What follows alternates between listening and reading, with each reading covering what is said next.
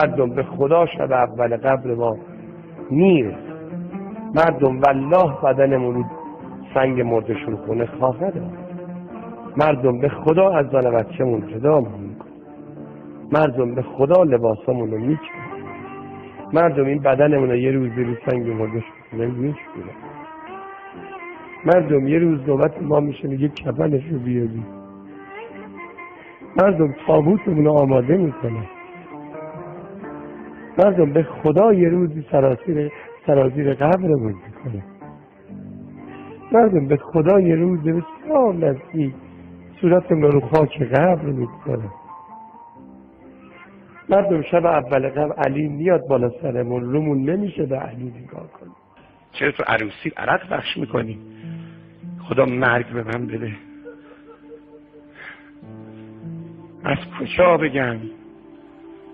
از کجا بگم؟ از چی بگم؟ چقدر بگم؟ خندوندم و گفتم، داد زدم و گفتم، آرام حرف امام زمان رو گفتم، التماس دور گردم و گفتم، دیگه چجوری بگم؟ چی از جون امام زمان میخوایم ما؟ چی از حجت ابن الحسن میخوایم؟ ما که از غم کشتیمش دیگه. آقا خدمت امام زمان رسیده، تو جمکران یکی از علمای قوم میگفت پوست و سخون شده پسر فاطمه، زیر چشماش کبود شده پسر فاطمه. آقا چرا اینجوری شدی؟ میگه از دست شیعه هم دارم میسوزم و میسازم. اگه خانم میای مهدیه، اگه جوان عزیز امام زمانی، حجابت رو، نگاهت رو، قیافت رو، موبایلت رو، کامپیوترت رو، ماشینت رو، خونت رو، اتاقت رو، زندگی تو امام زمانی کن. در هر ماشین رو باز میکنی ببینی یه عروسک سگ یا یه عروسک گربه زیر آینه هاتونه. به کجا دارید کشیده میشید؟ قدیم وقتی مردم ماشین میخریدن یه ونیکادی، یه عبا صالحی، یه چارقلی، نه موبایلامون بوی امام زمان میده. چی کار دارید میکنید؟ این همه گناه کردیم، به کجا رسیدیم؟ روسیا دختر خاله با پسر خاله میرقصه، محرم و نامحرم قاطیه. دختر شیعه رو سلوخ عروس کرده، ازک کرده، آرایش کرده، با بدن برهنه جلو این همه نامحرم. و بهش میگیم تو کی هستی؟ میگه من شیعه امام زمانم. امام زمان اینجوری میگه دختر شوهر بده؟ میگه دست از این دمدمی ازشتون وردارید، به خدا برید روی این آیه 8 سوره زمر جوونا کار کنید، امشب برید روش فکر کنید. خدا نمیگه پیغمبر به اینا بگو بیان با من رفیق بشن، قل تمتع به کفر که قلیلا، میگه بهشون بگو بابا اگه با شیطون میرید با شیطون بمونید. من شما رو نمیخواستم ناراحت کنم. گاهی آدم به اینجاش میرسه به خدا یه چیزایی تو دل من نمیتونم بگم. بعد به من میگه ای کاش من کربلا بودم حسین رو یاری میکردم. برای حجت ابن الحسن چیکار کردید که اگه زمان حسین بودید برای حسین میکردید؟ قرآن میگه فاذا مس الانسان ضر دعانا. وقتی به گرفتاری میرسید خدا خدا میکنید. وقتی ما منت سرتون میگذاریم گرتون رو وا میکنیم بهت میگن چی شد حل شد، میگی خودم حلش کردم، نمیگی خدا.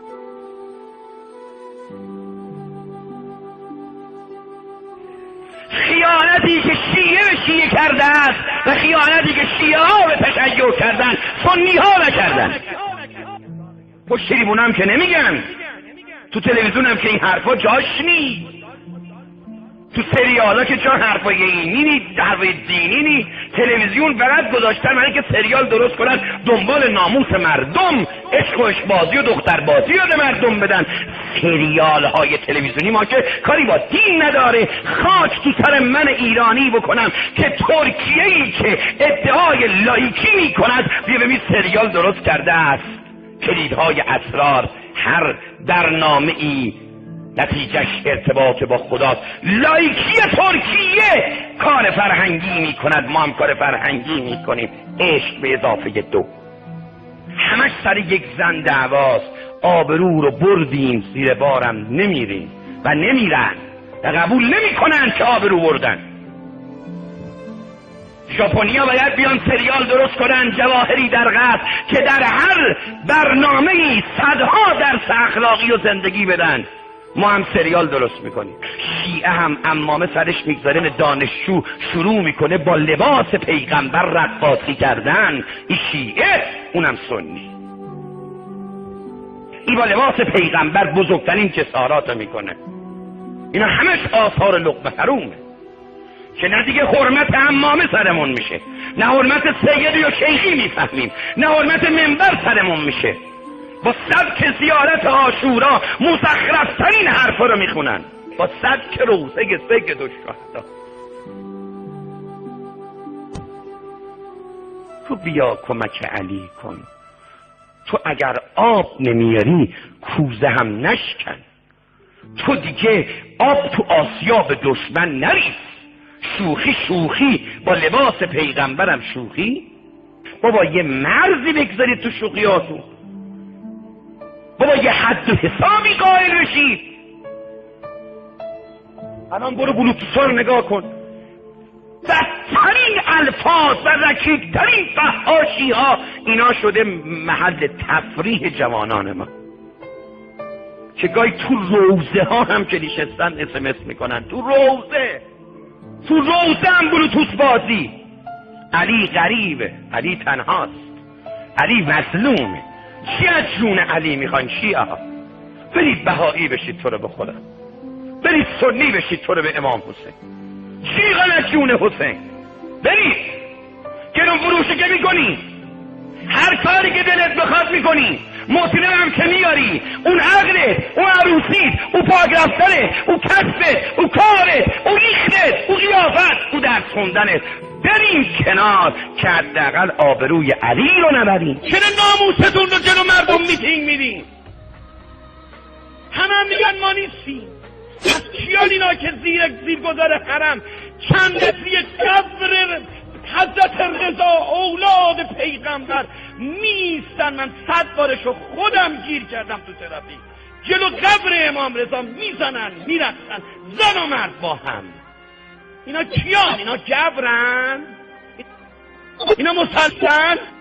اینا بهایی‌ان؟ اینا شیطان پرستن؟ اینا بی‌دینن؟ اینا مسیحی‌ان؟ اینا کیان که قلب امام رضا رو لیش لیش میکنن؟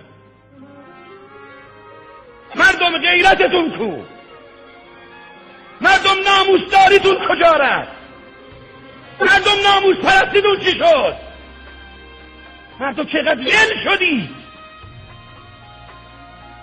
مردم چرا غیرتتون رو به تاراج گذاشتید؟